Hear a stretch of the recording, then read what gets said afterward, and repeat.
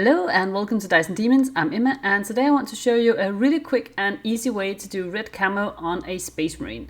And so if you have watched my video about painting a Space Marine inspired by Jackson Pollock, this is more or less the same exact method of painting that I'm using for this one. I just thought that that way of painting was really fun and really quick and just silly and messy, and I wanted to see if it would work out in another color scheme than the one I used there. So I start off with a model that's been primed using white scars, and then I painted with a bit of contrast paint, and this one is called Ball Red, and it's just used to give sort of a nice foundation for the rest of the paint job. And after that boring bit is done, I start off with the fun bit. That is also the thing that is going to take the longest. This is really a quick and easy way to paint, so it's not something that takes hours or anything, but it's the longest step, and it's the most fun, so that's awesome. So I take some orange, this is Fanatic Orange, and I put it on a really old beat up brush, and then I just run it along my finger and make it flick paint onto the model. And as you can see, I take great care to sort of twist and turn the model to make sure that I get like paint spatter on it from different angles all the time.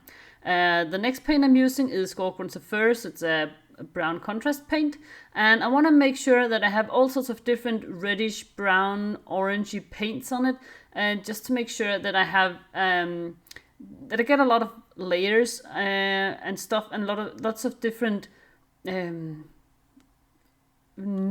sort of hues and tones, just to add also some visual interest. And next up I use a little bit of Radar Red, which is a fluorescent paint from Huge Miniatures, and that is followed up with some Magmador Flame, which is an orange contrast paint from Citadel. By the way, I have a list at the end of the video where you can read all the different paints I'm using and in the right order. I don't think it's really important that you use exactly the right paints, but just to give you an idea. I also, as you can see here, used a little bit of blue paint, and this is Magic Blue from Vallejo. And the reason I'm using a little bit of blue on, well, my red camo is that I think it will add just a little bit of depth and a little bit more texture and a little bit more visual interest as well. Just to make sure, something that breaks up the reddish brown, and it's the only other color I'm using because I don't want it to be, well, it sounds a little bit silly to say that I don't want it to be really messy, but I don't want it to, your eye to be confused as to what the overall color scheme is, which is red camo. I just thought just a touch of blue might make it a little bit more interesting to look at. And you can just see I'm going over it with all sorts of different reddish, brownish, yellowish colors and flicking paint on it, and it gets more and more messy, and my paint table looks like I had been finger painting in kindergarten, which is, well, kind of what this more or less is actually. But yeah, it's a lot of fun, and the whole thing is actually to just do a whole bunch of layers. I think if you only did this with like 2 or 3 colors, it might not really work out. It might just look like you had a red color underneath and then you had splotches of paint. But in this way you get so many different layers and textures and stuff that it sort of blends into one cohesive thing, even though it's a little bit messy at the same time. I don't know if that makes sense. Then I take some black contrast paint and I do a black outline around every single armor plate, just to make sure that it looks just a little bit tidy.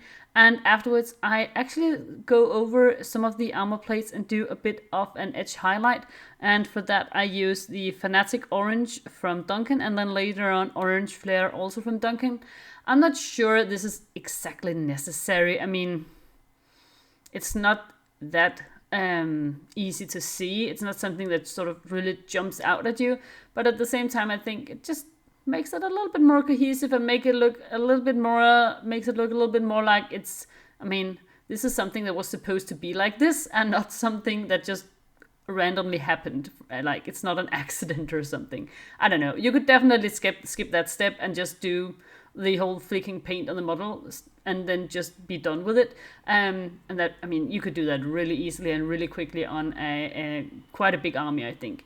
And I think it would look fun. So yeah, here you can see the finished model, and it does look a little bit messy. I'll grant you that. It's not the most stylish paint job you have ever seen by far, but it was really fun. And because I used a little bit of fluorescent paints, as you could see there, it also glows in the dark. And here you can see a list of the colors used. As I said, you don't necessarily need to use these exact colors. They're just the ones I had on hand, but you can use any sort of colors you want to.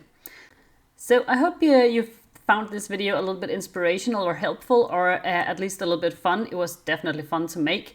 And if you did, I hope you'll consider leaving a like and subscribing to the channel. And you can also join the 2 wonderful people who have decided to support me on Patreon. I just launched my Patreon yesterday.